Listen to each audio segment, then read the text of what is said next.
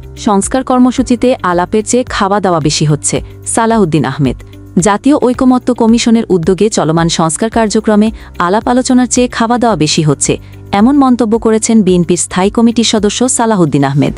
বৃহস্পতিবার ২৬ জুন রাজধানীর জাতীয় প্রেসক্লাব মিলনায়তনে নাগরিক ঐক্যের ১৩তম প্রতিষ্ঠাবার্ষিকী উপলক্ষে আয়োজিত এক আলোচনা সভায় তিনি এ মন্তব্য করেন।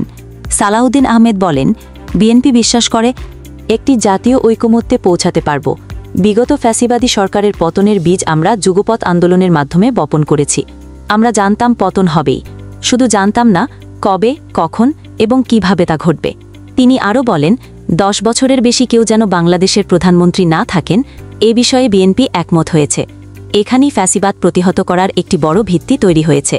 বিচার বিভাগের স্বাধীনতার উপর গুরুত্বারোপ করে বিএনপির এই নেতা বলেন, বিচার বিভাগের স্বাধীনতা নিশ্চিত করা গেলে সেটি হবে গণতন্ত্রের প্রধান রক্ষা কবচ। তিনি বলেন, গণতন্ত্র রক্ষায় গণমাধ্যমের স্বাধীনতা অপরিহার্য। গণমাধ্যম কর্মীরা যেন মালিকের চাকরি না করে, বরং বিবেকের চাকরি করেন, সেটিই গুরুত্বপূর্ণ। বিএনপি গণমাধ্যমের স্বাধীনতা রক্ষায় সব ধরনের সহযোগিতা অব্যাহত রাখবে।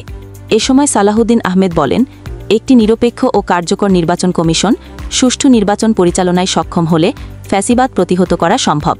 শুধু নির্বাহী বিভাগকে দুর্বল করলেই চলবে না, রাষ্ট্রের সব অঙ্গের জবাবদিহি ও ভারসাম্য নিশ্চিত করতে হবে।